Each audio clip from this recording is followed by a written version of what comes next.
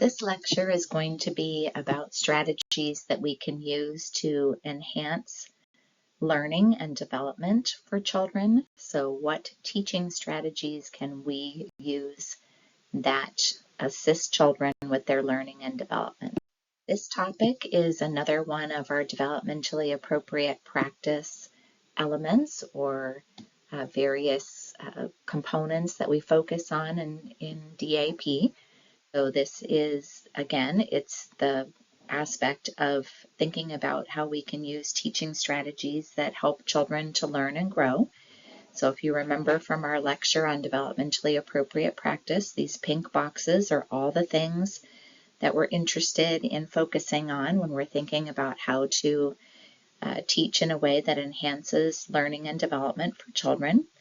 So one, we want to make sure that we as educators show a commitment and a caring unity through our actions, attitudes, and curiosity. So showing care about their development and their personal selves, that we always use knowledge about children and families to make our decisions and to make sure that we're being adequately responsive to children, that we implement curriculum that allows each children to meet their goals and needs across all developmental domains and academic subject areas.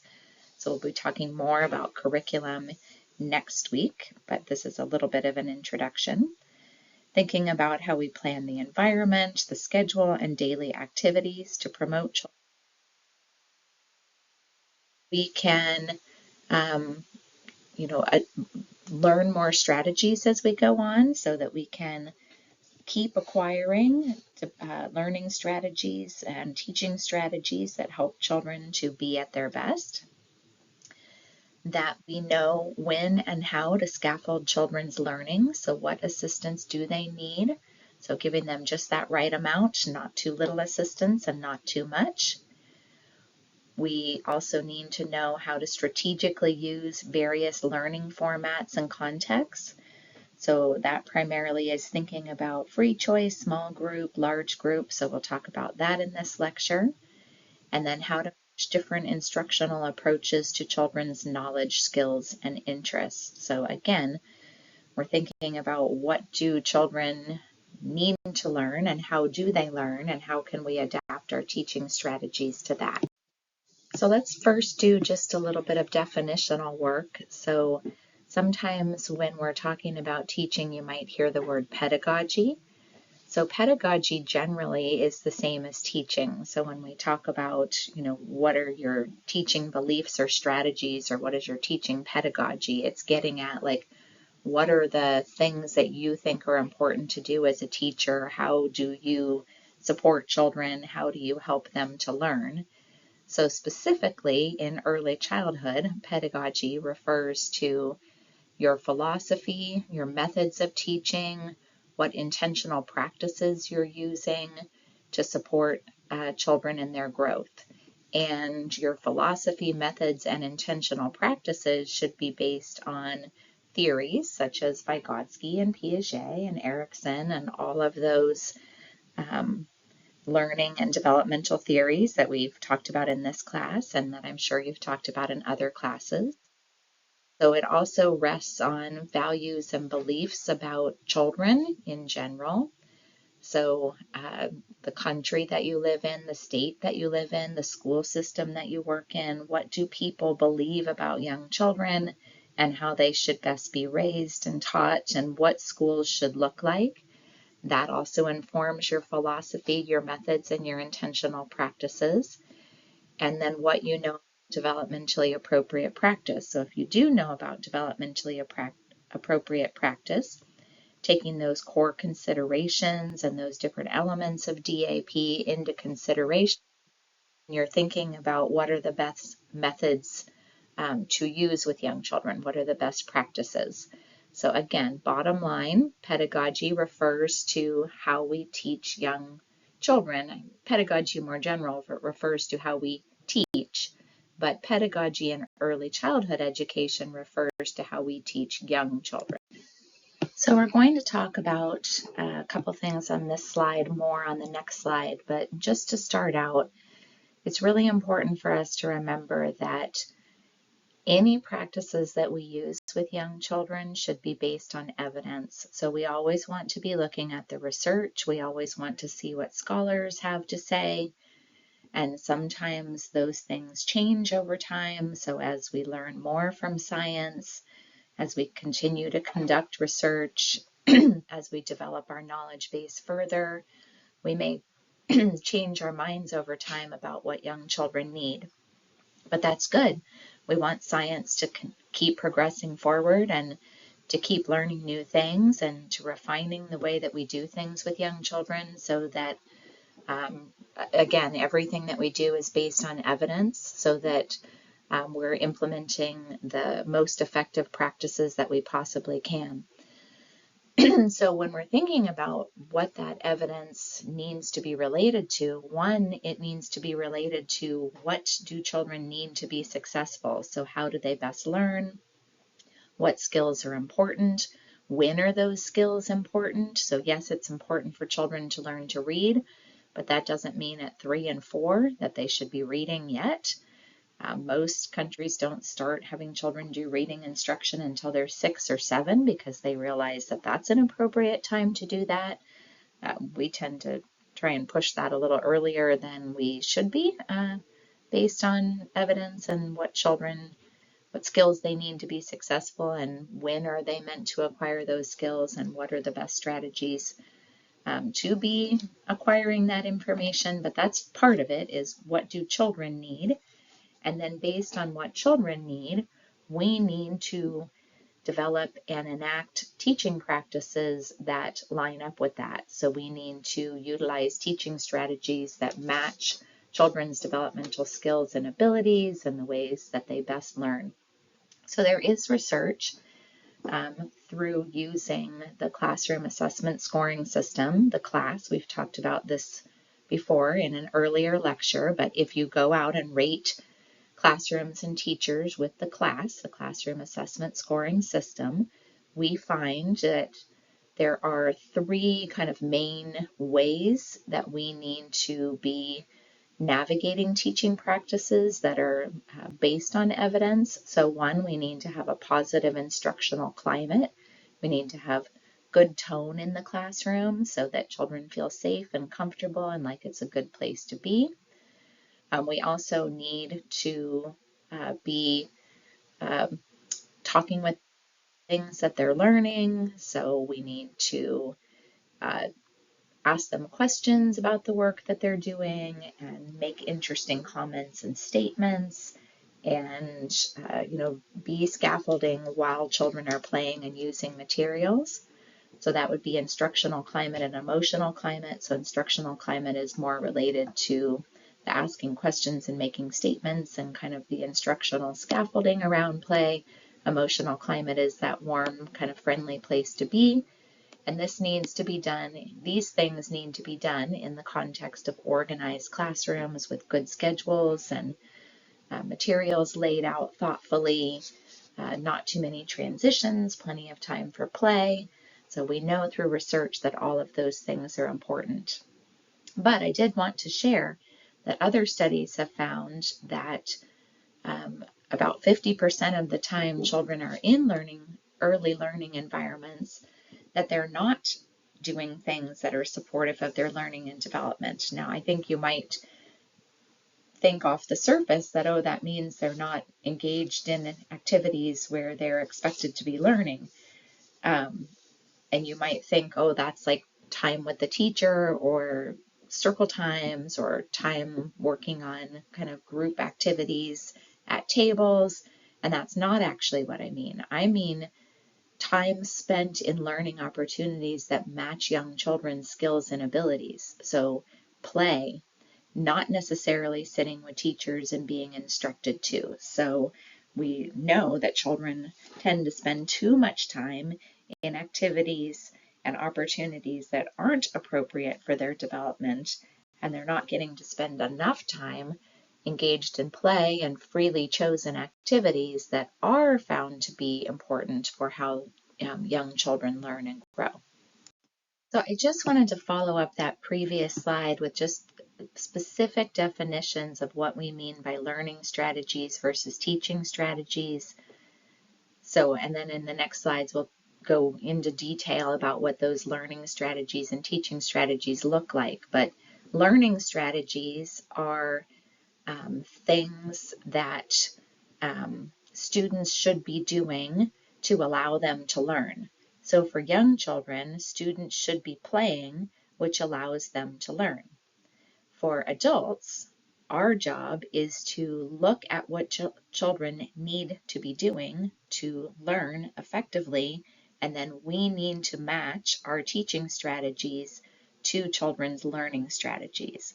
So we look at children's learning strategies, and that comes from what we know about them developmentally and through research, and then we align our teaching strategies with children's learning strategies. So let's get into more detail about what children's learning strategies in early childhood are and what kinds of teaching strategies we should be utilizing. Young children, truly all the way up to age 8, need opportunities to move their body, to touch, and play is best. Please take a look at the video on this slide for more information about the importance of play. So given that young children should be engaged in play-based learning, that is the learning strategy that is best suited to young children from birth to age 8, let's now talk about effective teaching strategies that early childhood educators can use. So on the next slides, we're going to talk about how to facilitate play, how to scaffold children's learning, how to adopt teacher roles that maximize children's development, how to promote thinking skills, how to engage in teacher and child-led activities thoughtfully, and how to consider appropriate technology use.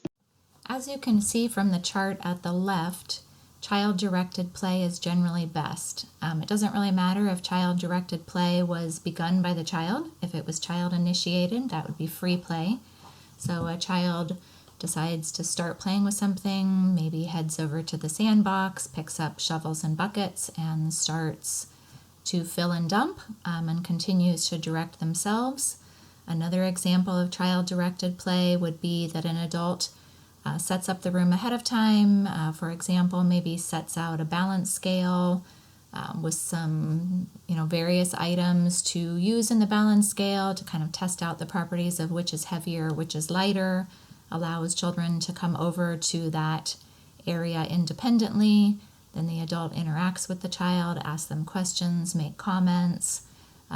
So this would still be something where the child is directing the play, but the adult has set up a learning activity and then is facilitating while the child is using that learning activity.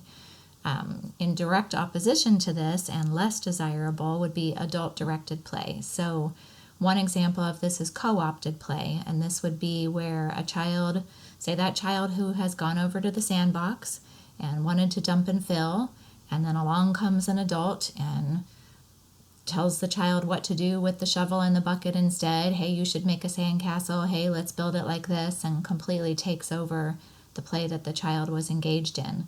Another example of adult-directed play that we want to limit or avoid is direct instruction. So this would be where an adult is setting up the activity and then telling children specifically what they should be doing while they are over playing with that particular activity and those materials. So maybe you have set up a Mother's Day craft and you have all the materials laid out to make a flower that's going to look just like the teacher made a model of, and children are given exact materials and exact directions, and they really don't have any room to direct their own play at all. So again, we're looking for child-directed play, either free play or guided play, rather than adult-directed play, which would be co-opted play or direct instruction.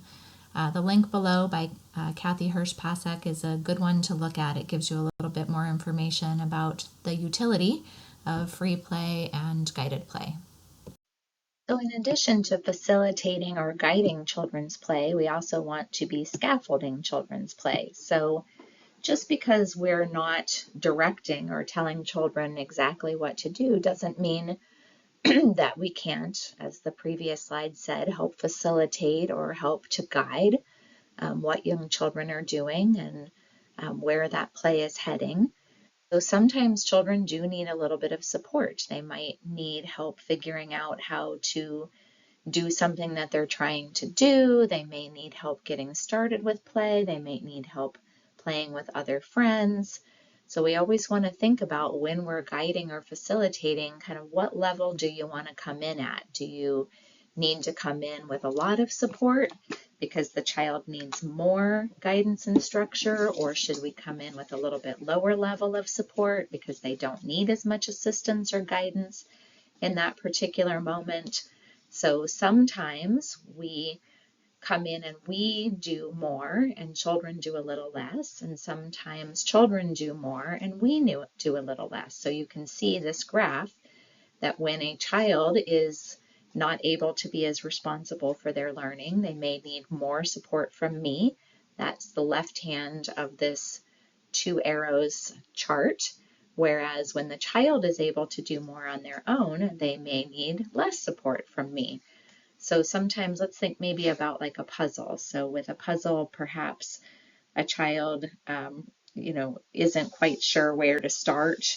So you may want to give some suggestions, like look for corner pieces or look for pieces that have a straight edge. I think this piece looks like it might go here because it has the same colors as the other piece. Whereas a child who's familiar with and has done puzzles a lot may need you to make very minor comments or just hang out close by just to be a supportive presence. Same if a child is trying to enter a social situation. Maybe they're just onlooking and they don't seem to know how to jump into that play at all, and they need a lot of support from us, telling them, like, say this, why don't you try this, let's come over here and play this, versus a child who's able to enter more seamlessly into a group on their own. They may just, again, need us to be there as a supportive presence. So we always want to be adjusting the amount of intervention we're giving for what the child actually needs. That's kind of intentional, thoughtful facilitation is scaffolding, not just kind of providing the same level of facilitation all the time, no matter what. So the next thing to talk about is adult roles. So adult roles are related to the things that we were just talking about. They are related to facilitating, scaffolding, guiding play. And it's thinking about, when you're facilitating, guiding, scaffolding, what is the most appropriate role for you to take on. So if a child is not needing a whole lot from you, you probably will be at the lower level of these adult roles. So they go in order from least involved to most involved. So least involved would be uninvolved, most involved would be being a director. So we've already talked about the fact that being overly involved, providing too much scaffolding, is likely not a good idea, because we've already talked about co-opting or directing children's play is not the ideal way to facilitate. It takes away the ability of the child to initiate their play and determine what that play should look like. So if we can, we really do want to avoid the role of director. It's very intrusive, and you can see on the little graph to the right that it tends to have a negative effect. But we also do want to be careful at the other end. We don't want to be like just checked out and not paying attention to children and not doing any facilitating. So we want to find like the sweet spot with facilitating, guiding, scaffolding, not be too involved or not involved enough. So as much as possible, we want to kind of stay away from uninvolved or director and try and hang out in these middle stages. So onlooker is maybe when a child, so that child who is able to enter into a play group effectively on their own. So you're just kind of hanging out watching, making sure that everything's going well. You're just a supportive presence hanging out. Be appropriate if the child doesn't need much scaffolding at that particular moment. Maybe they're playing fine, but they could use some additional materials, or you know that if you went and got more materials, that could enrich or enhance their play in ways maybe they hadn't thought of.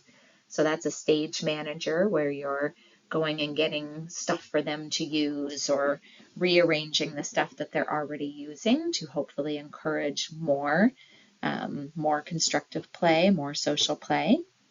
Sometimes we play along with children. So we play side by side with them. Maybe we take on a role in dramatic play, or we help build structures, as long as, again, we're not taking over. We're playing together and we're following the children's lead. We're trying to let them be the leader in the play rather than us. But sometimes, without completely taking over and directing, children do need us to lead a little bit more in the play scenario. So let's say you have two children who are in the housekeeping area and they're just taking really playing with it. You could be a play leader and say, oh gosh, maybe we should make dinner. Is anybody hungry? We could use all this food to make dinner. Who wants to, do what? Like, who wants to be the one who, is everybody going to cook, or just some of us are going to cook? So it's okay if the children don't take the bait and don't take me up on that idea, but I can see that they might need a little bit more structuring, a little bit more scaffolding to get play going. So I'm leading the charge momentarily, but I'm not saying, okay, you guys are all just throwing food on the floor, so we're going to make dinner, and you're going to do this, and I'm going to do this. That's directing or taking over, which is that thing that has the negative effect. But me being a play leader and making more definitive and strongly worded suggestions is just a way to provide more scaffolding to children. So again, we're going to try and hang out in the onlooker, stage manager, co-player, play leader area, because those are the adult roles that maximize children's learning, growth, and development. So I did want to highlight that when we're talking about early childhood, this is just a reminder that early childhood is not just infants, toddlers, and preschoolers. It's also early elementary school age children. So I did want to show you this little graphic kind of specifically related to kindergarten children. So as you can see, kindergarten age children need the same kind of facilitating, guiding, scaffolding, play-based learning that younger children also have been found to need. So as you can see, we don't want to be too laissez-faire or kind of anything goes. We also don't want to be too scripted without any play. So we're trying to avoid being laissez-faire or to be didactic or highly structured. So that would be, we don't want to be uninvolved and we don't want to be directors. We want to have classrooms that have active teachers who are guiding, facilitating, scaffolding in play-based classrooms where there's lots of child-initiated play rather than that more traditional K through 12 kind of instruction. So just a reminder that this applies to early elementary school as well, the things that we're talking about. This is a nice list from your textbook that gives instructional strategies or teaching strategies that we can use with young children. We'll talk about a few more on the next slides, but I did just want to pause and talk about this chart in your book. So if you go find table 9.1, you'll see the same thing that I'm showing right here. But things that we can do while children are playing when we're engaging in that facilitating, guiding, and scaffolding, we can acknowledge and encourage children, so give positive verbal and nonverbal attention so that children will persist and continue with healthy, constructive play. We can give them feedback. So this isn't just mindless praise of, oh, good job, yay for you. This would be like, oh, that's a very interesting block tower that you built. I can see that you stacked lots of different size blocks on each other and look at how they're able to balance and not fall over. So that's very specific information on what a child is doing. Model, I can display skills. So I'm not telling a child to do something. I'm just modeling it in case they would like to pick up on that, which children learn very well through observation, but I'm modeling things that children could incorporate into their own play. You can sometimes demonstrate. So if a child is having a hard time doing something, like squeezing only a drop or two of glue out of a bottle. Sometimes children need us to show them how to do that so they don't end up with glue. It's fine if they want to put glue everywhere, if that's the goal of what the child is trying to do, but if they really just want to glue one paper to another, one little dot is better than a whole bunch of dots or a big puddle. So sometimes I do need to demonstrate. I can give cues and hints. So that's what I was giving with the puzzle example of, oh, maybe, try looking for pieces with straight lines, or, oh, those both have purple. Maybe those go together. Or I bet if you turned it just a little bit, that might be able to go in. If you just move it just a little bit over here. Creating and adding challenges. So sometimes you can tell that children, what they're doing is too easy for them, and they seem to be struggling to find kind of the next thing to do with the material. So you could make a suggestion or add more materials in that might provide more challenge for children. So questioning, we always want to try as much as we can to provide children with open-ended questions. So rather than, is your car red? Could you tell me more about your car? Have you noticed anything different about what you're doing? So questions that really give children an opportunity to think and provide answers that you don't already know the answer to. So open-ended questions are always better than closed-ended ones. So co-constructing, so helping children to solve problems. Gosh, I wonder what would happen if we tried this, or have you thought about that, or has anybody tried this yet? So really trying to work together with children to navigate issues rather than just saying, oh, try this. I'm sure if you do that, that's going to be the right strategy. That doesn't give children the opportunity to think or grow on their own. Sometimes, again, we do have to give, direct instruction. So I might have to, if children are spilling things everywhere and it's a danger to someone, I may have to say, like, the rice needs to stay in the container. The rice can't stay in the container, then friend, I'm going to have to ask you to go play somewhere else. So sometimes it's okay if we give some more direct instruction, or if children are using a sink float table, I might say, oh, when things stay on the top of the water, that means they're floating. That's what word we use for when things stay on the top of the water. When things stay on the top, they're floating, and when things go down to the bottom, they're sinking. So I might give vocabulary in that way. And then we've talked about scaffolding. So these are all different ways that we can scaffold, and just making sure that when we are scaffolding, we're providing the right amount of scaffolding, not too much and not too little.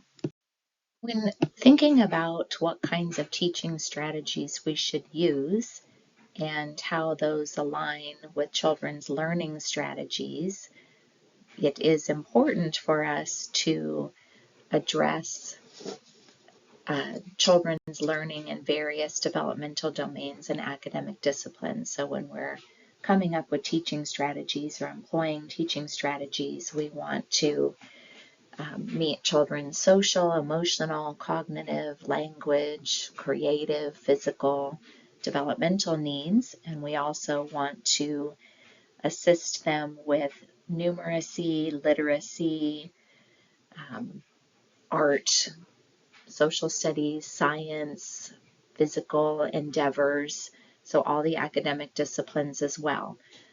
So when we're thinking about those teaching strategies, the whole child is important, but I am going to focus on this particular lecture in how to promote children's thinking skills. So I'm just pulling out one example. This is also something that your textbook is doing.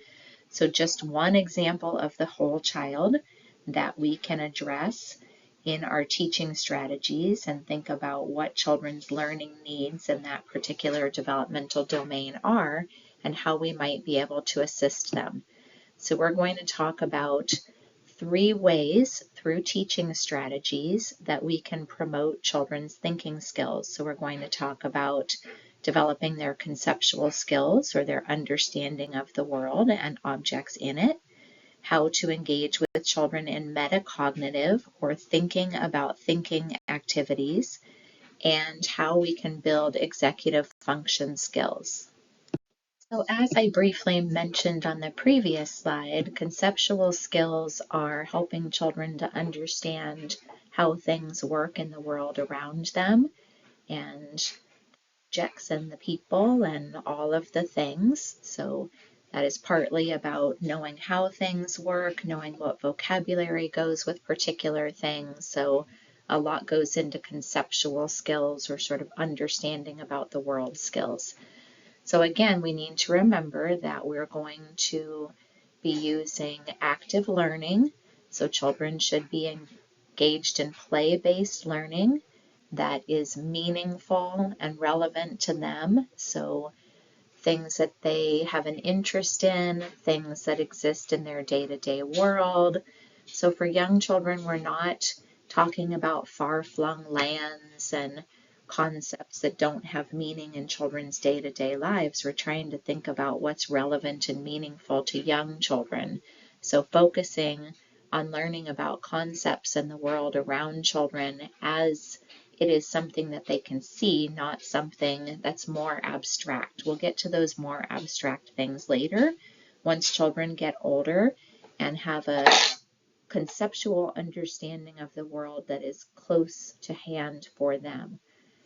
So to help children in navigating those conceptual understandings of the world around them, there's different kinds of strategies we can use. So I have a list here on the middle bullet, and it talks more about this in your chapter: cueing, questioning, creation of conceptual frameworks, representational drawing, advanced organizers. So let's just talk about some of these. So questioning we talked about a minute ago, a couple slides ago, when we were talking about the importance of open-ended questions. But a conceptual framework is thinking about how do we organize information in the world. So if you ask children to sort or categorize information, like put all the sea animals there and put all the land animals there, you're helping them to create conceptual frameworks. You're helping them to understand how we can break information down into components that are meaningful. We can also ask children to do representational drawing. So draw a picture of your block structure, draw a picture of how you solved that problem, draw a picture of what that school bus looked like to you. So when children put things down on paper, it helps us to understand what they know about that particular thing, and it also helps us to refine their understanding. So maybe if children were drawing a school bus, oh gosh, like I don't see any tires on here. Let's go back outside and look at that fire truck. Does it have wheels or tires so that it can get from place to place? And then children might want to adapt their representational drawing. We can also have children make tally marks on paper to count or represent the number of items that they're seeing in the world around them in a way that's easy and meaningful for children to represent. We can use things called advanced organizers. So this, the graphic on the bottom left of this slide, the one that says KWHL, that's an example of an advanced organizer. So let's say that children are interested in lizards. So I can start by asking children, what do you know about lizards? And then ask them, what would you like to know about lizards? And then let's go out and do some cool things to see if we can answer the questions that you had about lizards. That could be the how do I find out? So what kinds of things can we do to answer the questions that you have? And then I can go back after and say, what did you learn about lizards? What are the answers that we got to the questions that you originally posed? So when we do something like this, where we talk ahead of time about what we're going to do and why we're going to do it, that's called an advanced organizer. It's like a mental calibration of what you're going to be doing in terms of thinking that helps orient you towards what steps need to come next and how do you want to navigate the conceptual interests that you have in the world. So these things that we just talked about, active learning, activities that are meaningful and personally relevant, having systems in place to help children to organize and make sense of the conceptual information that you're giving, these all speak to something called the spiral curriculum. So there is a theorist by the name of Jerome Bruner, And he talks about the spiral curriculum. So one, he talks about how curriculum for young children should be meaningful and personally relevant. So again, we're not doing those things that are far-flung, don't matter in the child's day-to-day world, aren't necessarily something that they're interested in. So the spiral curriculum talks about that. And it also talks about how we build knowledge over time, that we start with kind of small scale concepts and things to learn about the world, and then we revisit those things again and again over time in more complex, in-depth ways. So, we don't start out by having children multiply. We start by having them learn numbers. Then we have them learn to add numbers. Then we have them learn to multiply, because multiplication is kind of a special case of adding. But you have to learn what numbers are first, then you learn how to add, then you can learn to multiply. So we're revisiting that particular numeracy concept in more complex and in-depth ways over time, because we realize that you can't learn everything right away. So another thing we want to do with our teaching strategies related to children's cognitive skills, their thinking skills, is to help them to engage in metacognitive activities. So anytime you put the word meta in front of another word, it means thinking about. So if I say metacognitive, I mean thinking about thinking. If I say metalinguistic, I mean thinking about language. If I say metasocial, thinking about social stuff. So meta is just another word for thinking about. So it is important for us as humans to think about our own thinking. That is what we mean by being reflective, or reviewing over information that we just learned in our head. So there are many, many different ways every day that we engage in thinking about thinking. And a great tool to help children to engage in metacognition and practice that skill is to encourage them to be little scientists. So when we encourage children to become scientists and ask questions and make observations and think about what might be happening in the world, or to predict what will happen next, or to analyze results of data that they've collected, think about how those results compare to the hypothesis that they originally had, come up with some sort of conclusion. All of these kinds of things are related to the scientific method and to metacognition. So if you want to find an easy teaching strategy to help children to think more, and think more about their own thinking, this is a great thing to be able to use. It also is highly interesting to young children. They are naturally scientific. They're always asking questions and trying to figure out how the world works. So you're tapping into things that are meaningful and relevant for children, things that you can build across over time. So we can really employ that spiral curriculum from Jerome Bruner, but we can also help children to engage in these metacognitive activities that strengthen their own thinking across time.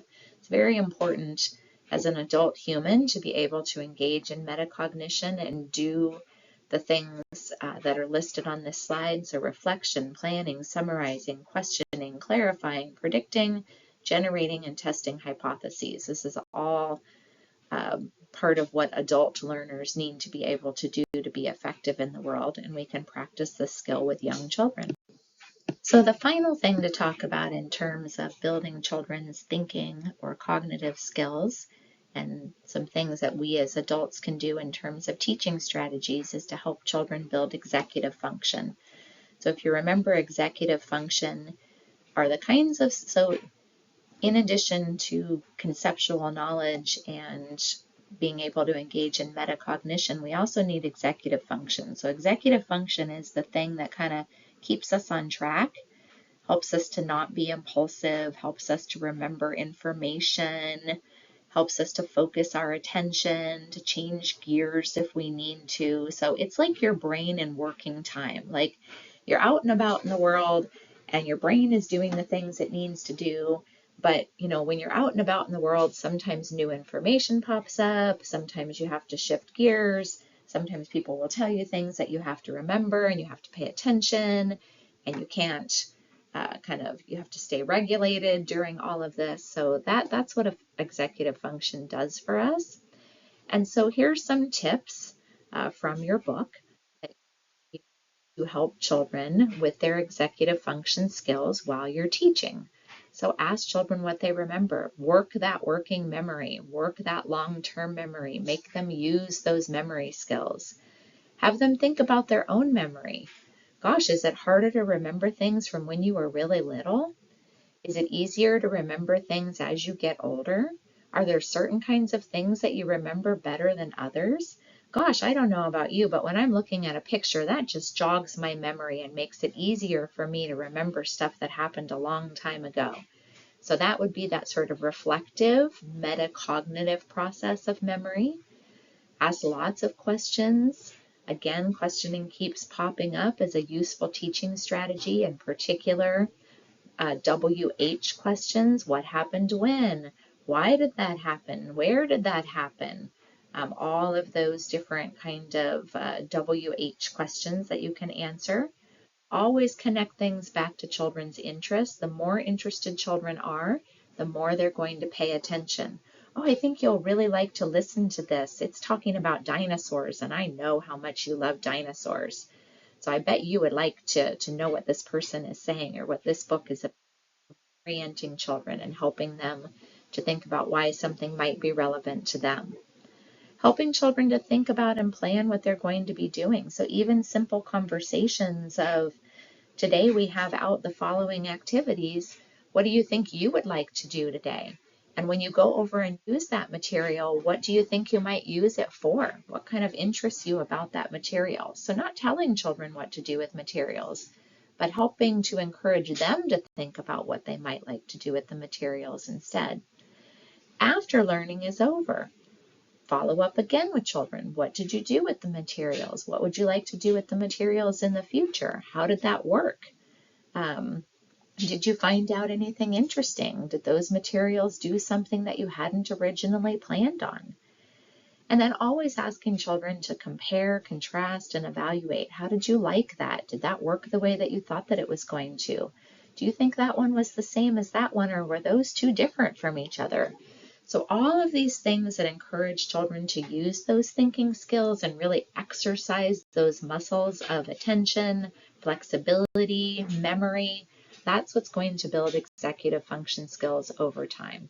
So we have two more bits of teaching strategies to talk about. So remember, we had a list back at the beginning. We started with facilitation, and we talked about scaffolding and those kinds of things. So now we're going to move on to talking about how to navigate teacher and child-led activities, and then we'll finish up with how to integrate technology in early childhood classrooms.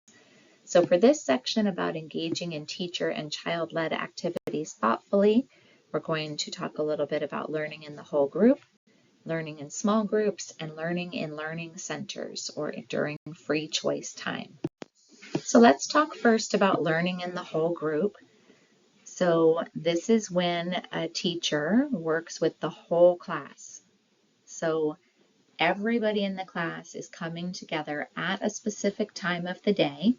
And usually it's a planned time and coming together to do something all at the same time. A lot of times teachers will bring children together to do the calendar, to read a story, to sing a song, but it's the whole classroom of children. So it's not just part of them, it's all of them at the same time.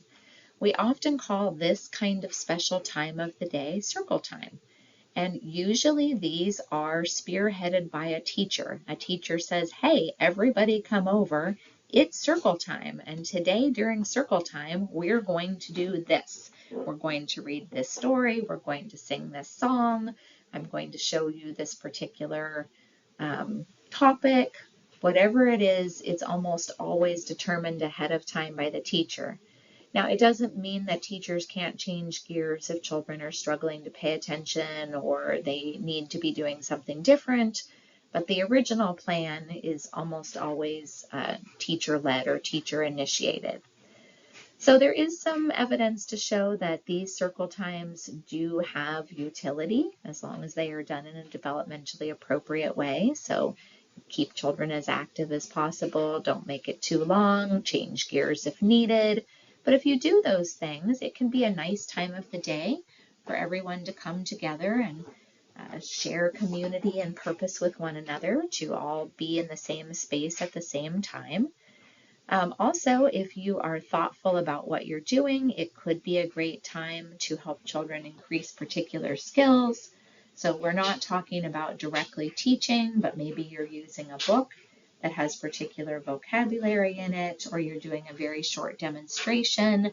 Like maybe you did want to do like a sink and float demonstration and you specifically use the words sinking and floating, or you're asking children where they live, and then everybody gets to come up and put a little square graph marker on a classroom graph so that we can see who lives where. So there are things that children can learn as long as it's done in a developmentally appropriate way. And as long as you're not too strict about how they sit or where they sit, you can see even in this picture that not everybody is crisscross applesauce, which I know we seem to be rather insistent upon, but children are sitting in ways that are comfortable for them. And even that helps them to build self-regulation, doing what makes sense for you in that moment in circle time. But something that's very important about whole group instruction is that it needs to be short.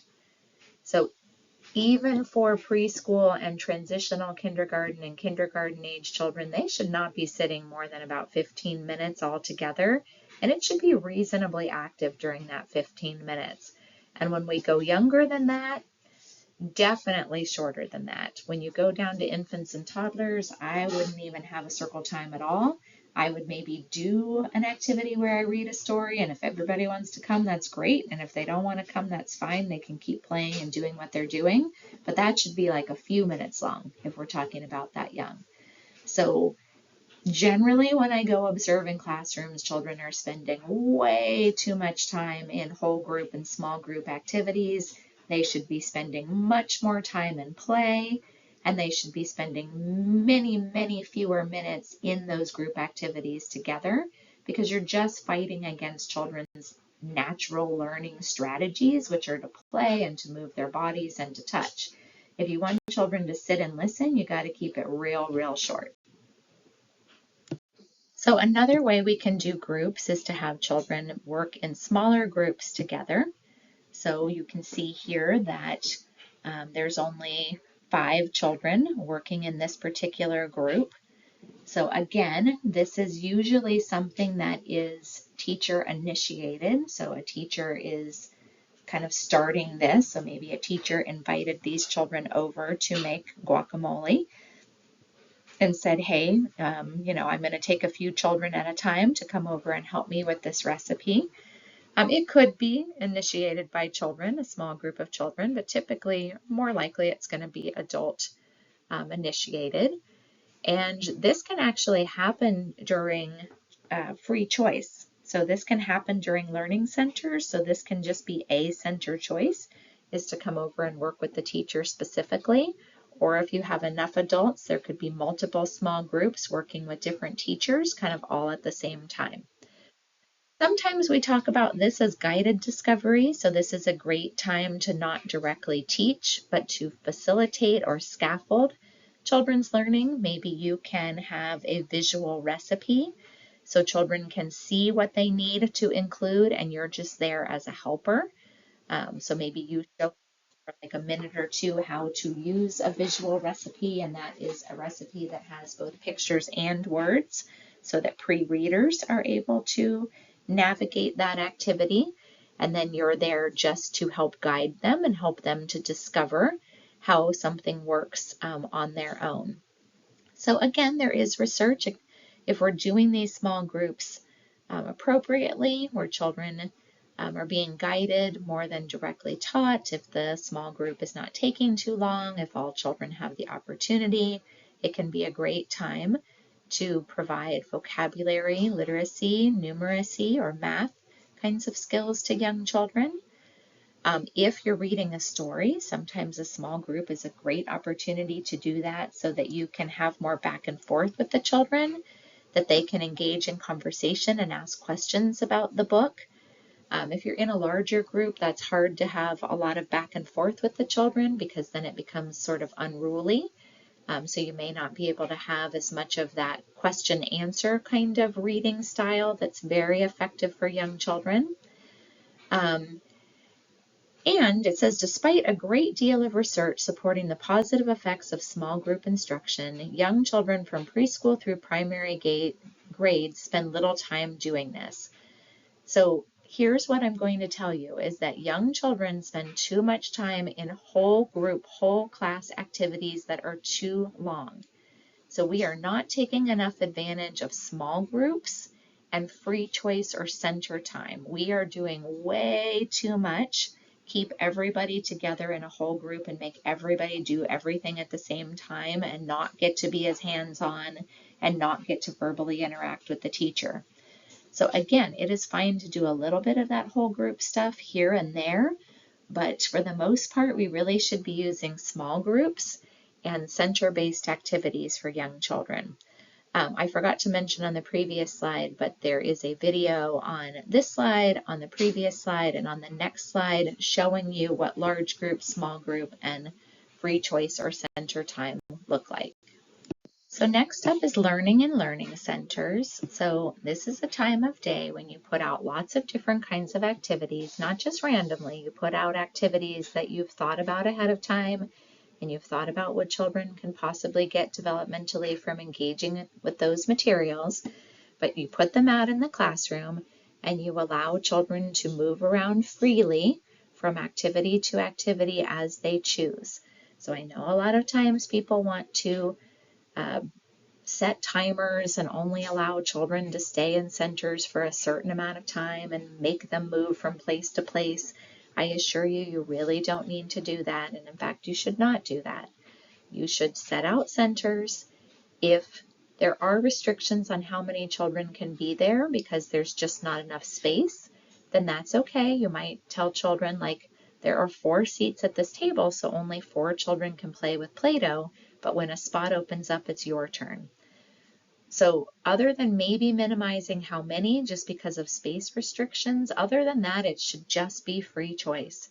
And children should be able to move from activity to activity as they please, and they should be able to spend as long as at an activity if they want. I assure you, if you don't set timers and you don't restrict children, they won't stay that long at activities. 1 or 2 might, but most of them are going to move around from place to place because they want to try things out. So you're not really going to have children hogging centers or not doing, enough centers. All centers are good. And so children learn best when they have the opportunity to initiate their own play, to pick things that are important and meaningful to them, and to use the materials how they want. This is another piece. So not determining which centers children have to go to, not determining how long they stay there, and not determining what they do with the materials when they get there. You are a facilitator, a scaffolder. You are not a director. Directors tell children where to go, how long to stay, and what to do with stuff when they're there. Remember that directing does not have good developmental outcomes, but guiding, helping to support, does have good developmental outcomes for young children and matches their learning skills and strategies. So let children play with materials how they want, and you're there just to do all those things on that list. Ask questions, make comments, talk about what they're doing, get more materials for them. That is our role during child-directed learning centers. Another thing that I want to point out is that learning center time should be at least 60 minutes. There is research to show that when we don't allot that much time, then children struggle to get deeply involved in play because they just don't get enough time to figure out what they need to do. So the more time you give for center time, the more children will engage in constructive play because they have time to get deeply into what they're doing. So research related to the benefits of learning centers. Children have the opportunity to plan, initiate, make choices, and to practice their developing skills, which is essential for mastery.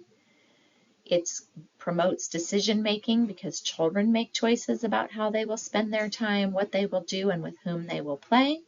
Research shows that time spent in free choice contributes to the development of inhibitory control and self-regulation as long as you have supportive teachers. So children will get those good executive function and emotional social regulation skills as long as they have teachers who build relationships and scaffold their learning.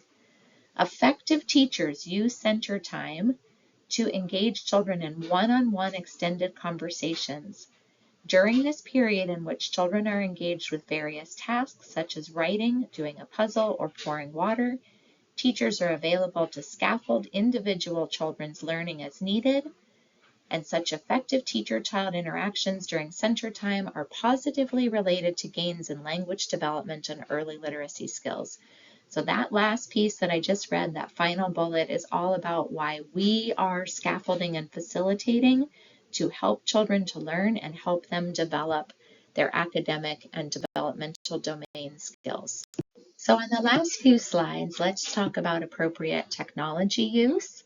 I would encourage you to watch the video on this slide and see what we mean by tech use. So what I want to emphasize is I'm not talking about watching videos or watching shows. Those should not happen as a general rule in early childhood classrooms. Children get way too much screen time already, so it's not necessary for us to provide more time for them just to sit in front of screens and watch things. This should be technology that children can use in their learning center activities. So cameras, light boxes, maybe an iPad to look something up briefly or see what an animal looks like that they ask a question about. But it is much more about technology as a way to enhance children's learning, not to replace time with actual real materials that you touch. So when technology is used in early learning settings, it should be integrated into the learning program and used in rotation with other learning tools such as art materials, writing materials, play materials, and books, and should give early learners an opportunity for self-expression without replacing other classroom learning materials.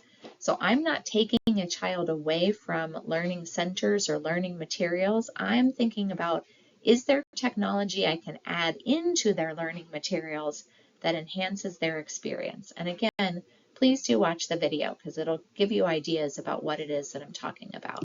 So that said, when we're thinking about appropriate technology use and things that would be appropriate for early learners, we want to make sure we're thinking about these things. So one, can you engage? Like if I'm watching something, like, okay, if you want to put a video on where people are dancing and then encourage all the children to get up and dance, sure, that could be something to do in circle time. If there's something technology-wise going on, make sure there's communication around it. So if you open up the iPad to look something up for children, talk with them about it. Like, oh, what are you seeing on here? Does that look like the thing that you saw in real life, or do you notice anything different on the screen here? Are children actually learning from it, and are they being hands-on and engaged? So we don't want children to be passively using technology materials. We want them to be active. So, like I think about some of the, I don't know if you guys ever played like Oregon Trail. I think you probably are too young for that, but Oregon Trail was a computer program back in the day where you actually had to like get your people Oregon Trail and make sure they didn't die by the end, and you had to figure out what supplies you needed to buy. You were actively engaged, like doing something that was related to the learning that you were supposed to be doing in class, not just passively watching something or absorbing information that somebody else has put together. Technology is also great for creating, so like recording yourself, creating a video, I see great videos where kids in early childhood are explaining something that they built or create, and they create a little video and like show people what they created and narrate, and definitely using it for creation purposes. So when it's used appropriately, it can be a tool for learning. It should be something that increases access to learning for all children, not just a certain facet of children. We do know that there's a digital divide, that children who are lower SES and children who are of color may have fewer opportunities to access appropriate technology. It should be used to, again, to communicate. So this should be something that builds and enhances relationships and interactions between teachers and children, and between children themselves, not to isolate them or have them doing these technology things independently without using it as a communication strategy. So we should be interacting or co-using with young children to make sure that they are getting the most developmental benefits. So I did want to briefly mention assistive technology. So technology can be used for learning purposes with all children, but sometimes it can be used by children who have special needs, and it can help them to be able to be participatory in classrooms. So if a child is nonverbal, if they are visually impaired, if they're hearing impaired, so there may be things that we can use that help children to participate more fully. So I've given you some examples. When we talk about assistive technology, typically we talk about no tech, low tech, and high tech. So no tech would be things that don't require technology but are still assistive to a child. So like an extra grip on your pencil, slanted surfaces so it's easier to write, raised lines on paper so kids can figure out like where to write particular words a little bit more easily because the lines on paper are so light and they're hard to see. Colored overlays can make things easier to see also. Tactile letters, so when you're feeling something, you can, feel what something feels like, not just have to rely on sight. So those would be examples of no tech. Low tech would be buzzers, a talking calculator, switches and buzzers, which I'll show you. There's an example of switches and buzzers on the next slide. But things that can help to orient you or to help you to see something without being like super high tech. And then high tech would be things like where something reads for you, where you speak and then it recognizes and types things out for you. A lot of times college students, by the time they get to college, if they need assistive technology, it might definitely fall more in the high tech range. A lot of times in early childhood, we're using a lot of kind of low tech or no tech stuff. So on our final slide, I just wanted you to have an opportunity to watch a little video so that you can see an example of what assistive technology in early childhood looks like. So this particular video is on how do you adapt toys and use switches so that more children can participate. And then also there's an example, the picture on this slide is showing you the PEX, or the picture exchange system. So this is where children can use these pictures to communicate. So it's hard to see, but on this little tablet that the child has in front of them, there's pictures of different things. So let's say they were thirsty and wanted a drink of water. They have just enough mobility to be able to push like the water glass picture and let someone know, like, yes, I'm nonverbal, but I'm thirsty and I want a glass of water, so that the child can use these pictures to communicate with other people.